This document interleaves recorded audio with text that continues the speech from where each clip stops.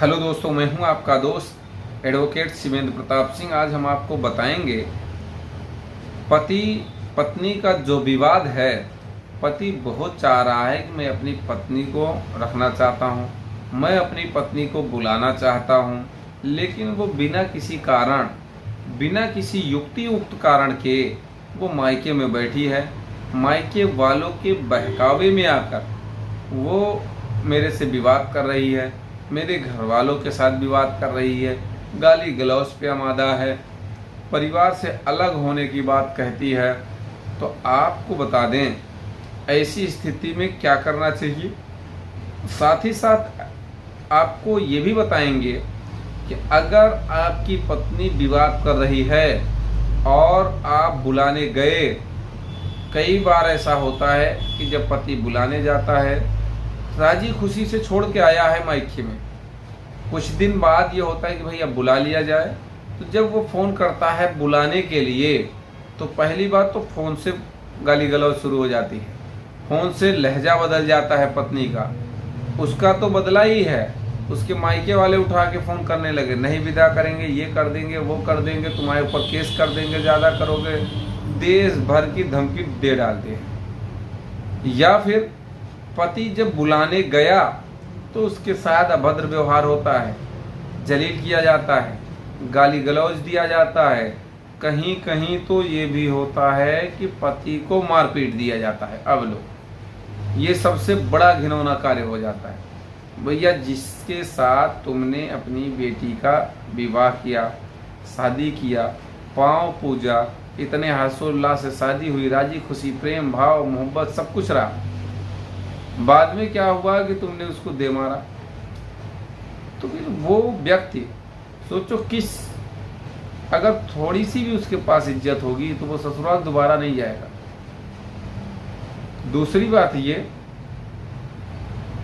कि अगर क्रोधी व्यक्ति होगा तो ये ठान लेगा कि अब इसको तो इस घर में नहीं आने देना है, दुनिया की कोई ताकत लग जाए। यानी कि सोचो छोटी सी बात, जबकि बात कुछ नहीं थी, गया था वो अपने से छोड़ के आया, बुलाने गया प्रेम से, ये स्थिति हो गई।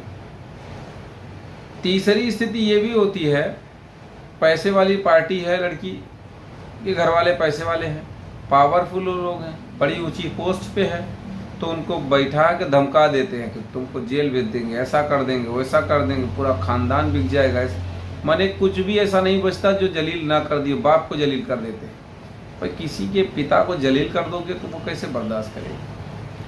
ऐसी स्थिति में पति को करना क्या चाहिए, इसके बारे में आज हम बताएंगे। सबसे पहले, जिस भी व्यक्ति को जलील किया गया, यानी पति को जलील किया गया, गाली गलौज की गई, चाहे फ़ोन से की गई हो, डायरेक्ट की गई हो, अगर उसका कोई एविडेंस है तो बहुत अच्छी बात है, अगर नहीं है तो भी आप सूचना दो पुलिस को कि साहब मेरे साथ ऐसा ऐसा किया, जबकि मैं अपनी पत्नी को बुलाने गया था, रखना चाहता हूँ, सारी स्थिति सही सही बता दो। दूसरा काम ये, उसके 2 दिन 4 दिन बाद ही, चाहे वो आए ना आए, रखना चाहते हो नहीं रखना चाहते हो, तुम्हारी मेंटेलिटी, सेक्शन 9 का मुकदमा फाइल कर दो, नोटिस ना भेजना।